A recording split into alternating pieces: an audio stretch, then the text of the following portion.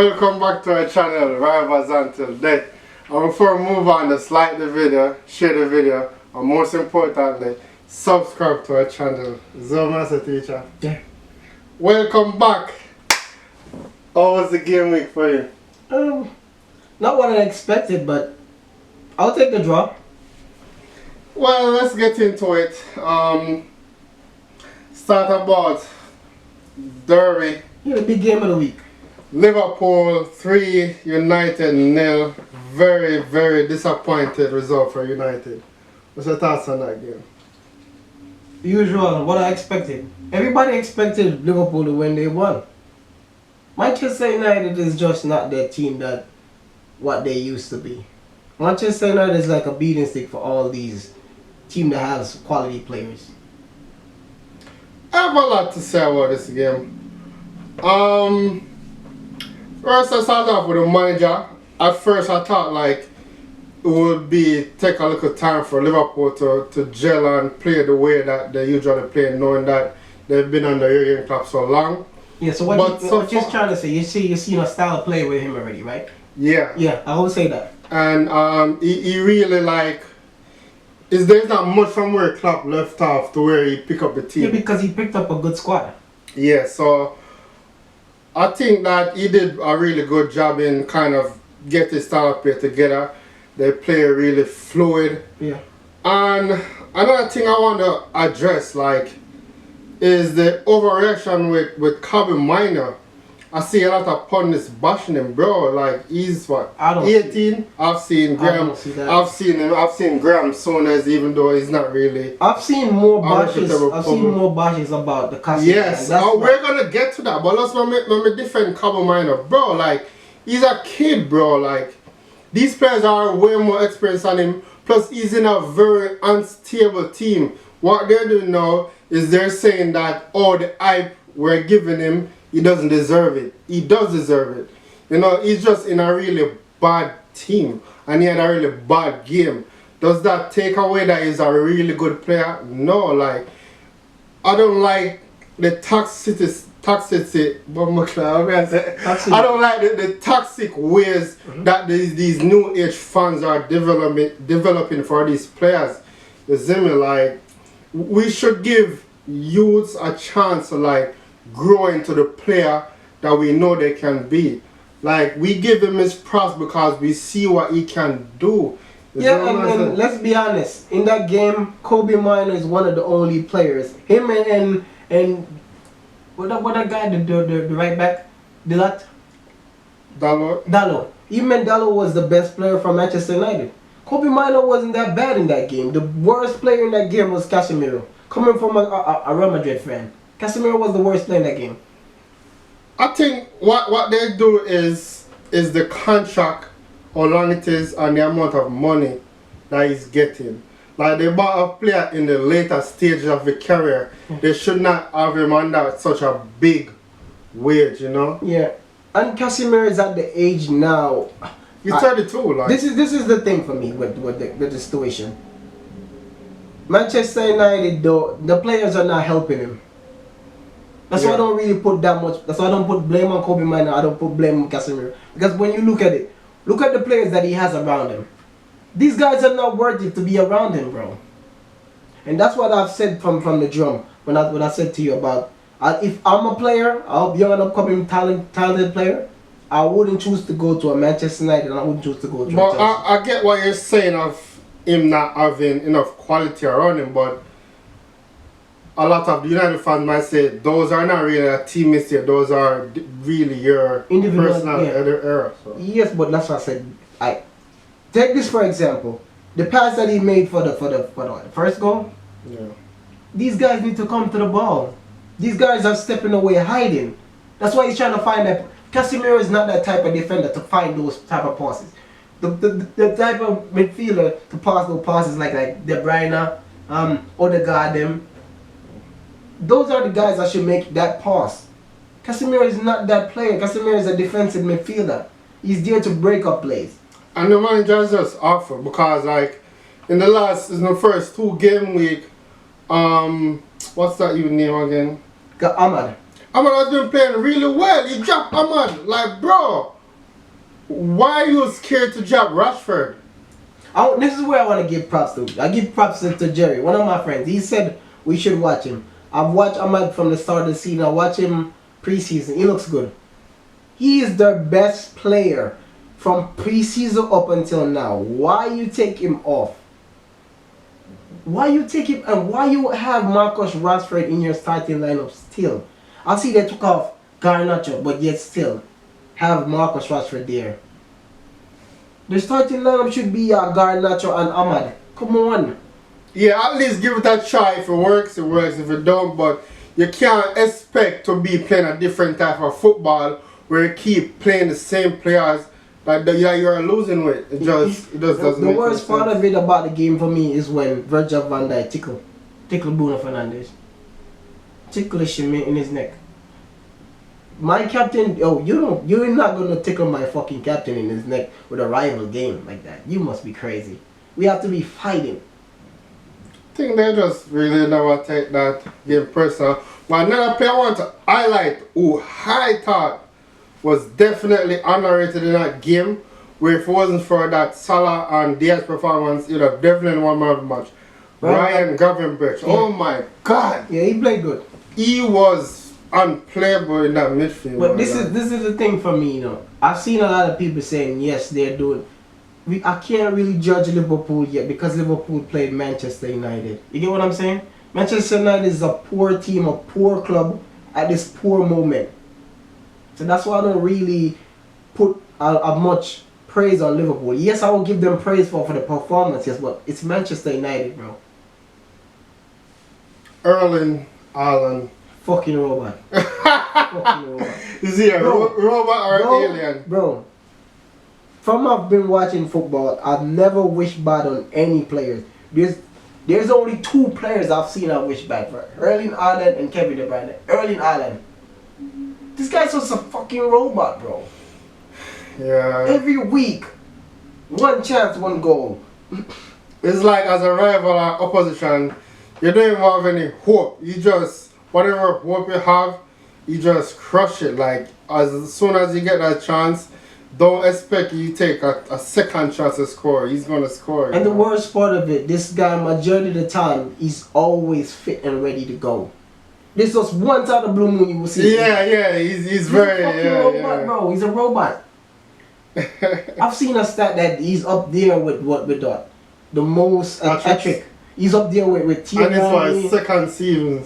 He's what, fourth on the list. That's crazy. Yeah. And this is the Premier League, like, this is the hardest league in the world. It's not a Liga or a Liga. It's the Premier League and he's doing that. Yeah, man. But we have to, we got to give Erling Haaland props, but the big props that we got to give is the manager. The manager is the one that's doing all of this, bro. He's the one that puts the team together. He's the one that have them playing like that. So we still have to give credit. That's why I said to people, I've seen people talking about Alex Ferguson, the best man. No, my guy. Pep Guardiola is the best manager we ever seen. That's the best manager in the world, bro. Newcastle 2, Spurs 1. Another loss for Spurs. Yeah, I've watched that game. Isaac goal, Barnes goal. What are you talking about that game? Spurs was the better team overall in the game. But Newcastle just get them chance and take him. Isaac in that game again. You see when the one from the first 5 minutes, you seen the chance that he choked over the keeper head? He beat like three players and then chip it over the keeper head. That guy remind me so much of Thierry Henry, bro. What did you have Spurs finishing the season again? 5th, 6th. Do you think your opinion changed on that or is still 5th, 6th? Yeah, I'm doubting it now. I'm doubting 7, 8 now. Stop on. If you could choose one player from Spurs without saying song, who would you choose? If you just had any free pick from Spurs. You know already. Who? James Maddison. I've been a fan of James Maddison for how long? Yeah, I would. Why you ask that question though? Cause it just came up in my head. Oh, but you should have known. You know the answer from the drum. You know I'm a big fan of James Madison. I say Richarlison. Nah. No, I'm just joking. Okay, because I'm like. First, I said who you choose? Sang. But our team is stacks. But if I had to choose, I'd just say Sang. Yeah, alright, Chelsea 1, Crystal Palace 1. I was kind of disappointed because Eze. I thought like we were very organized in that first half. Our football was fluid. We have position. Defense was tight. I think our wingers did well. Madueke on that first goal, he did really well in the build-up. Pass it after Palmer. Palmer pass it after Jack. It was fluid. But I think throughout the second half, we just lost that intensity. And I think the goal that Eze scored, there's nothing we as the players could have done about it. Yes, they could. No, that was definitely brilliance. The midfielders could have came out faster. They did. Here we go. You still don't want to blame your midfielders, bro. That's the problem with you, you know. When your midfielders they didn't came out fast enough, Jason. That's why you got that free will to make that shot. I just think that was just a good goal. For me, the game was a 2-half game. Chelsea played the better football in the first half. Second half started, Crystal Palace just stepped it up. Eze, what's the name of the guy? The white guy that played for England. Wharton, he played good. Manchester had those defenders in the second half good too. I'm like, I could have seen that Crystal Palace. No, I thought our defense played well in that game. As I said, it was just a moment of brilliance from Eze, but we could have done better in the second half though. But I'm still liking the improvement that I'm seeing in Chelsea defense. I think that pairing in the defense. Yes, I think that pairing is gonna be good this season. We just need what's the pairing? Colwell and Fofana. They're doing really well in my eyes. Just need a serious. I could have sworn you said you don't like how Colwell was playing. He's improving. You got to give him credit. Your game now. 1 Arsenal, 1 Brighton, red card. Yeah, my thoughts in the game, Kai Havertz, first half performed good. Bukayo Saka was the best player in the first half. Leandro Trossard, they finally give him a start. Ghosted. Thomas Partey in the midfield was okay. Declan Rice was okay. Honestly, it was just a okay game. Good assist from Saka. Yeah, I expected us to win. Oh, that's the question I wanted to ask you. So, what you thought about the Kai Havertz goal? It was a clean finish. Okay, because it was the same goal as the Cole Palmer. That's why I asked. I think Palmer one is harder to score. Havertz is more out. Cole Palmer is more inside. Okay, I disagree. In terms of the difficulty of the goal scored. Oh.